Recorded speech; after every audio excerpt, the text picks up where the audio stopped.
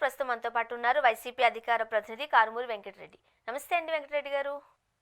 నమస్తే అండి. వెంకట గారు, ఉదయం నుంచి మనం న్యూస్లో చూస్తున్నాము, లిక్కర్ స్కామ్కి సంబంధించి జరుగుతున్న అప్డేట్స్ చూస్తున్నాము. ఇప్పటికే ధనుంజయ రెడ్డి గారు అలానే కృష్ణమోహన్ అరెస్ట్ చేయడం జరిగింది. ఫస్ట్ ఆఫ్ ఆల్ ఈ లిక్కర్ స్కామ్కి సంబంధించి మీరేం చెప్తారు? మీ అభిప్రాయం ఏంటి? ఒకటి, ఆంధ్రప్రదేశ్ రాష్ట్ర ప్రస్తుత కూటమి ప్రభుత్వం ఈ 11 నెలల కాలంలో YSR Congress party social media కార్యకర్తల నుంచి, గ్రామ స్థాయి నాయకుల దగ్గర నుంచి, ఏదైతే పై స్థాయిలో ఉన్నటువంటి ఎక్స్ ఎంపీలు, ఎక్స్ ఎమ్మెల్యేలు, ఎక్స్ మినిస్టర్లని ఏ విధంగా అరెస్ట్ చేసిందో దానిలో భాగంగానే కక్ష సాధింపు చర్యలో భాగంగానే ఖచ్చితంగా చూస్తాం. ఎందుకు అంటున్నా అంటే, లిక్కర్ కి సంబంధించి జగన్మోహన్ రెడ్డి గారి ప్రభుత్వంలో స్కామ్ జరగటానికి 100% అవకాశమే లేదంట. ఎలా? నేను విత్ ఎవిడెన్స్ మాట్లాడతా. వాళ్ళని ఎవిడెన్స్ ఉంటే ప్రూవ్ చేయమనండి. 164 మంది ఉన్నారు కాబట్టి ఎవరైనా కూడా ఓపెన్ చేయాలని. జగన్మోహన్ రెడ్డి గారి ప్రభుత్వం ఉన్నప్పుడు ప్రభుత్వం మద్యం అమ్మింది, ఎలా స్కామ్ జరిగిద్ది? జగన్మోహన్ రెడ్డి గారు ఉన్నప్పుడు ఒక కొత్త డిస్టిలరీ కూడా తీసుకురాలా, ఎలా స్కామ్ జరిగిద్ది? జగన్మోహన్ రెడ్డి గారి ప్రభుత్వం ఉన్నప్పుడు ఒక కొత్త బ్రాండ్ కూడా తీసుకురాలా, ఎలా స్కామ్ జరిగిద్ది?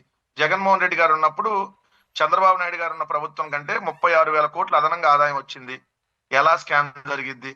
జగన్మోహన్ రెడ్డి గారు ఉన్నప్పుడు నాణ్యతకు సంబంధించినటువంటి పరిశీలనకు సంబంధించినటువంటి దాంట్లో ఏదైతే 1,26,083 శాంపిల్స్ ప్రతి సంవత్సరం సేకరణ చేశారు. చంద్రబాబు నాయుడు గారు ఎంటైర్ 5 ఏళ్లలో 96,000 శాంపిల్స్ సేకరణ చేస్తే, జగన్మోహన్ రెడ్డి గారి ప్రభుత్వం ఉన్నప్పుడు మద్యం తాగే వాళ్ళ సంఖ్య 34.9% నుంచి 31.2% తగ్గింది పురుషుల్లో. ఏదైతే మహిళల్లో 0.4%, 0.2% తగ్గింది. ఒక్కటంటే ఒక్క బెల్ట్ షాప్ ఎట్లా, ఒక్కటంటే ఒక పర్మిట్ రూమ్ ఎట్లా? మరి ఎక్కడ స్కామ్ జరిగింది, ఎలా జరిగింది ఎవరన్నా ఉంటే చెప్పమని అడుగుతున్నా. మీరు పెట్టినటువంటి కేసు, ఎవడు పెట్టాడు కేసు? అసలు ఎవడో వై వెంకటేశ్వర శ్రీనివాస్ అంట. ఆ వై వెంకటేశ్వర శ్రీనివాస్ అనేటటువంటి వ్యక్తి సెప్టెంబర్ 9, 2024 ఒక రిజిస్టర్ పోస్ట్ వేశాడు. ఎవరికి? మన ఈవీఎంల ముఖేష్ కుమార్ మీనాకి, రెవెన్యూ అండ్ ఎక్సైజ్ శాఖ ప్రిన్సిపల్ సెక్రటరీగా ఉన్నాడు. అతనికి లేఖ రాయంగానే అతను బెవరేజ్ కార్పొరేషన్ కు మెమో జారీ చేసి, ఫలానా వై వెంకటేశ్వర శ్రీనివాస్ నాకు ఒక రిజిస్టర్ పోస్ట్ చేశాడు, ఇమీడియట్ గా దీన్ని ఎంక్వైరీ చేసేయండి అని ఓ పథకం ప్రకారం 9 రోజుల్లో ఎంక్వైరీ చేశామని చెప్పి 9 రోజుల తర్వాత మళ్ళీ బెవరేజ్ కార్పొరేషన్ వాళ్ళు ఇక్కడ స్కామ్ జరిగిందని రిపోర్ట్ ఇచ్చారన్నట్టుగా చూపించి, దాన్ని వెళ్ళి సిఐడికి 2024 సెప్టెంబర్ 20 సిఐడికి ముఖేష్ కుమార్ మీనా ఫిర్యాదు చేయటం, ఏదైతే 2024 సెప్టెంబర్ 23 ఎఫ్ఐఆర్ నెంబర్ 21/2024 ఎఫ్ఐఆర్ కట్టడం, దీంట్లో గుర్తు తెలియని వ్యక్తులు ఎవరో ఉన్నారని చెప్పి ఎఫ్ఐఆర్ లో పెట్టడం. ఇప్పుడు చంద్రబాబు నాయుడు గారికి ఎవరిని అరెస్ట్ చేయాలి అనేటటువంటిది టార్గెట్ పెట్టుకుంటే, ఆ గుర్తున్న మనుషులు ఇప్పుడు వాళ్ళు అనమాట. అంటేనే గుర్తు తెలియని మనుషులు ఇప్పుడు వీళ్ళకి బుద్ధి పుట్టి ఎవరు గుర్తొస్తే వాళ్ళని అరెస్ట్ చేయాలనేటటువంటి ఏకైక లక్ష్యంతో వెళ్ళారని క్లియర్ గా కనపట్లేదా? మీరన్న ఓఎస్డి కృష్ణమోహన్ రెడ్డి గారు, ఇప్పటి వరకు ఆయన మీద ఒక్క రిమార్క్ కూడా ఎక్కడా లేదు. ఏదైతే ఐఏఎస్ గా పనిచేసినటువంటి ధనంజయ రెడ్డి గారు, ఆయన మీద ఒక్క రిమార్క్ ఇప్పటి వరకు లేదు. మరి అలాంటి అధికారుల్ని వాళ్ళకేం సంబంధం అసలు లిక్కర్కి సంబంధించి? వాళ్ళు ఇప్పుడు లిక్కర్కి సంబంధించినటువంటి అంటే అసలు వాళ్ళకి సంబంధించినటువంటి అంశం కూడా కాదు కదా. కానీ జగన్మోహన్ రెడ్డి గారికి దగ్గరగా ఉన్నారు, జగన్మోహన్ రెడ్డి గారితో ఉన్నారు కాబట్టి ఇప్పుడు కూడా ధనంజయ రెడ్డి గారు ఆయన రిటైర్ అయిపోయారు ఐఏఎస్ గా. రిటైర్ అయిపోయిన తర్వాత కూడా ఇప్పుడు జగన్మోహన్ రెడ్డి గారికి సన్నిహితంగా ఉంటున్నాడు కాబట్టి ఆయన ఏదో ఒక విధంగా అరెస్ట్ చేయాలి. ఓఎస్డీగా రాజశేఖర రెడ్డి గారి కుటుంబం దగ్గర నుంచి ఏదైతే జగన్మోహన్ రెడ్డి గారి దాకా కృష్ణమోహన్ రెడ్డి గారు ఉన్నారు కాబట్టి ఆయన అరెస్ట్ చేయాలి. ఏదైతే జగన్మోహన్ రెడ్డి గారికి సంబంధించినటువంటి భారతీయ సిమెంట్స్, ఒకప్పుడు భారతీయ సిమెంట్స్ గా ఆయన ఉండేది, అది విరాట్ అనేటటువంటి కంపెనీకి మెజార్టీ షేర్ ఇచ్చేశారు. ఆ విరాట్ అనేటువంటి కంపెనీకి ఇండియాకి సంబంధించినటువంటి ఆపరేషన్ హెడ్స్ గా ఉన్నటువంటి గోవిందప్ప బాలాజీ, ఆయనకి ఆంధ్రప్రదేశ్ లో మద్యానికి ఏం సంబంధం? ఆయన అరెస్ట్ చేయాలి.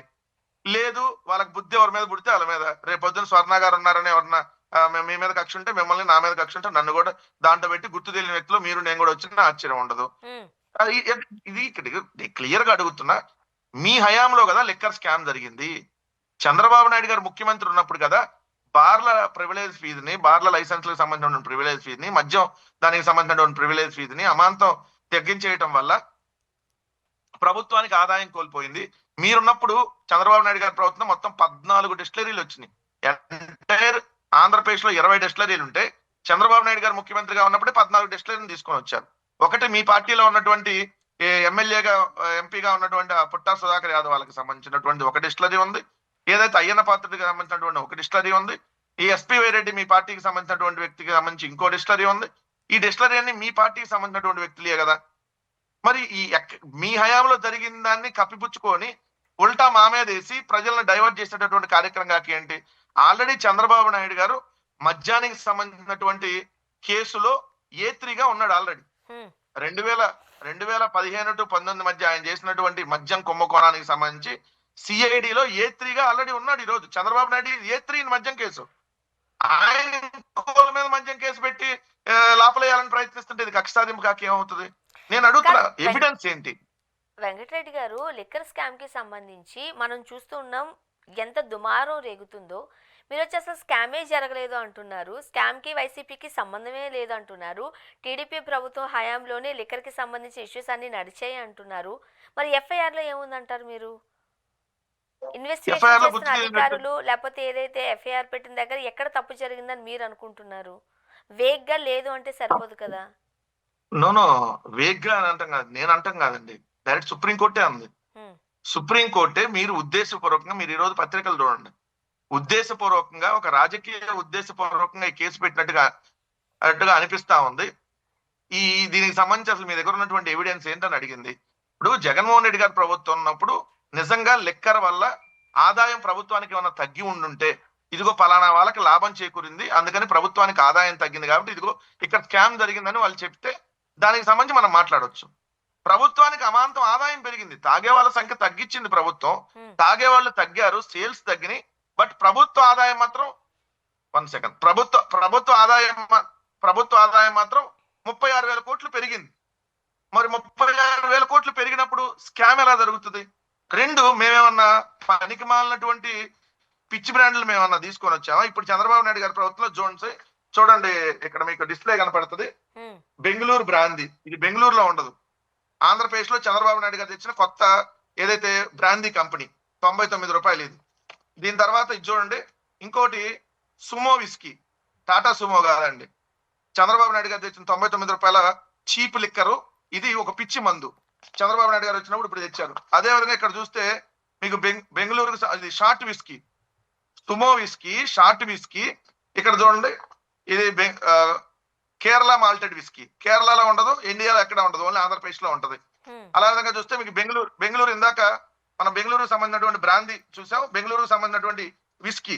ఇట్లా ఈ పిచ్చి బ్రాండ్లన్నీ తీసుకొని వచ్చి ఈ రోజు చంద్రబాబు నాయుడు గారు మరి ఎవరికి లబ్ధి చేకూరుస్తా తీసుకొని వచ్చాడు?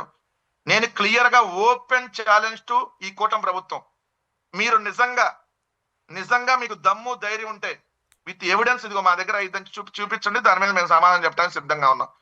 మీరు జగన్మోహన్ రెడ్డి గారిని అరెస్ట్ చేయాలనేటువంటి లక్ష్యంతో జగన్మోహన్ రెడ్డి గారి చుట్టుపక్కల ఉన్న వాళ్ళందరినీ అరెస్టులు చేసేసి సో ఏదో ఇక్కడ జరిగిపోయిందని చెప్పి ప్రజల్లో తీసుకెళ్లాలనేటువంటి కుట్రపూరితంగా మీరు చేస్తున్నారనేది క్లియర్ గా కనపడతా ఉంది.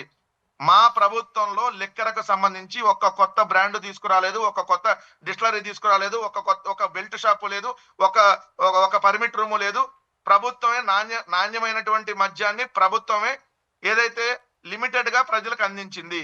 కానీ ఈ రోజు విచ్చలవిడిగా ఎక్కడికక్కడ బెల్ట్ షాపులు, ఎక్కడికక్కడ పర్మిట్ రూములు, స్కూల్ పక్కన, ఏదైతే హాస్పిటల్ పక్కన, అదే విధంగా మీరు చూస్తే టెంపుల్స్ పక్కన ఎక్కడికక్కడ మీరు ఈ రోజు విచ్చలవిడిగా మద్యాన్ని ఏర్లై పారిస్తూ సిండికేట్ అయి మరి దోచుకుంటున్నారు.